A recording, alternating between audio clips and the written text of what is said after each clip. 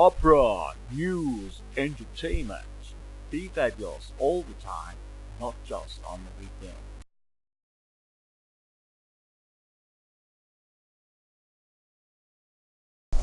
Now, what about how about Don Giovanni? That's another favourite of yours too. Don Giovanni. I understand you did that in Athens. Is that right? Yes, there was a competition. I entered a competition in '94, and the winner was to play the role of Don Giovanni in 1996 in Athens at the Megaron.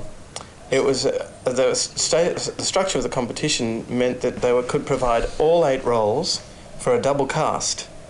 And the stipulation was that all of the people in all of the roles, in both casts, had to be doing it for the first time. So we were totally green. Wow. The conductor was Gustav Kuhn, and the premise for the director was that he was to teach us all his definitive way of performing the roles in Don Giovanni. And that was Ruggero Raimondi, a man of 20-odd years' experience of performing Don Giovanni, and the most illustrious, most famous Don Giovanni of the time. Haven't you just done Don Giovanni? For my 4th production, I've just finished. And where was that? Melbourne Opera. That's right, like a week ago. It was, yes, a week ago. Well, 2 weeks ago now. So was the last production. So you've come full circle. Yeah, I'm very experienced in the role now, because the first time I did it was in '96. We spent a lot of time working on it there. We had the luxury of about 6 weeks to learn it and really bed it into our system in Italian, 4 performances with the world famous Raimondi as Don Giovanni directing us and teaching us his way. And with that sort of initiation, you just can't help but feel that you really do own the role if you've been taught it in such detail. You mentioned the word teaching. Can I jump to your teaching experience? I understand you do a bit of teaching yourself. Yes, well, because I moved back to Australia in end of '99, I figured that with all that experience of having lived and worked right across Europe, Canada, Greece, Russia, and Australia and Ireland, that I really ought to return some of this experience to the young singers. I'm very enthusiastic to give the singers in Australia who have really no idea what it's like in Europe and the standard of the competition and what the companies are looking for and audiences are looking for. I really want to impart that. Do you want to speed up our approach to singing in Australia so that when they get there, they're on their feet ready to run? I would just like to see them given proper training. Whenever a European conductor comes over, they invariably comment about how little the Australians really have, little idea the Australian singers really have of what's expected of them in Europe. It's a cutthroat business. It's a very highly competitive business, and American singers are churned out to the highest of standards. The Europeans are under competition from East Europeans, Eastern Bloc countries, who will work for half the price now, and are often really highly trained as well, although they're unknown, so they can be getting very good performances for half the price from Eastern Bloc countries.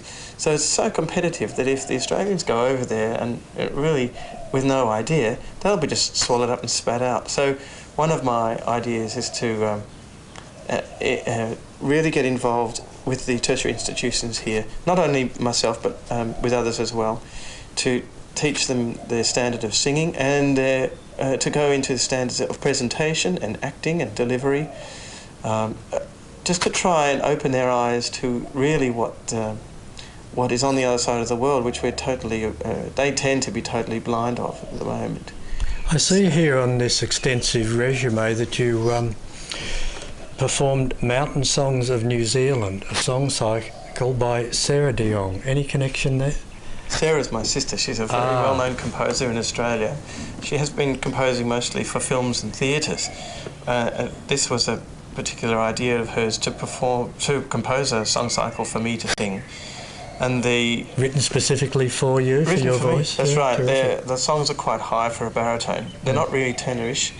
They need a baritone, but they're quite demanding in the tessitura, that they sit between B and E quite a lot, and around middle C.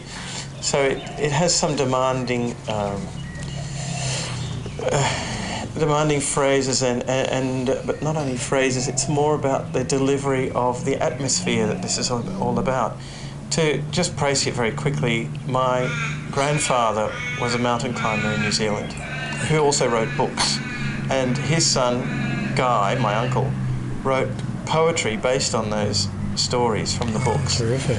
So my sister got the poetry and put it to music, and then it came to me and I put it all together. I sing it and perform it.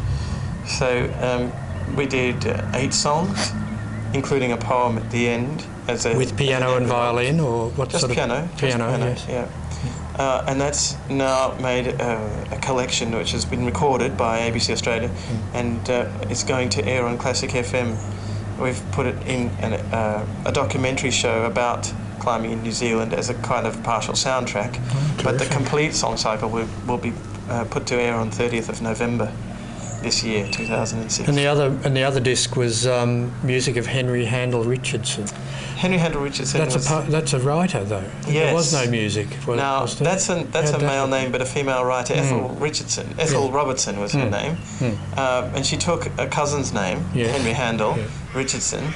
These were the days when it wasn't civilised for women to write or have a profession. Exactly. You know, the critics at the time, if they saw a female's name, would really look at it quite disparagingly. So, and she was aware of this. And then we're talking 1905, 1915, that sort of era, pre-First World War. So she took a male name because she didn't want the prejudice of that. And she's most well known for her writing of novels. Her most well-known one is The Getting of Wisdom. Yes, and it's all prose, though. It's not poetry, is it? That's right. But then, so how did you set that to music? The songs themselves were not her words; they were poets' words. Okay. Like Goethe and Schiller and things like that. And sometimes they're English words, English poets. Sometimes they're German poets. And she actually composed the music for them when she lived in Germany. Oh, really? Over several years of her life, she would compose music just for fun. She said that when she read the poems, the melodies would make themselves known, and she wrote them down. And so we took some 18 or 20 of those songs from her collection and recorded them at PLC, where she went to school. PLC is Presbyterian Ladies College in Burwood in Melbourne, where she went to school, and they put the funding behind producing this CD of her work with me and another soprano, with Phoebe Briggs playing the piano, my favourite accompanist. I'll put that one in for you because I think she really does a huge job. She's one of the chief repetiteurs at Opera Australia now, but she's been a wonderful accompanist all her life. So that's 2 CDs. That's one CD. The Henry Handel Richardson is one CD, and another broadcast of the Mountain Songs. And my only other CD was a recording of a performance of the Brahms Requiem that I did with Melbourne Chorale a little while before that. Now, are these available overseas? Because we have quite a few viewers overseas. Well, they're available. Our overseas viewers want to get these. How would they go about doing that? I think the best way would be via the net. Either an email to the Opera Boys, which could be passed on to me. Sure. We'd be happy to do that. Which is probably the easiest way, because that way I can channel the orders to the people who've still got the CDs. Terrific.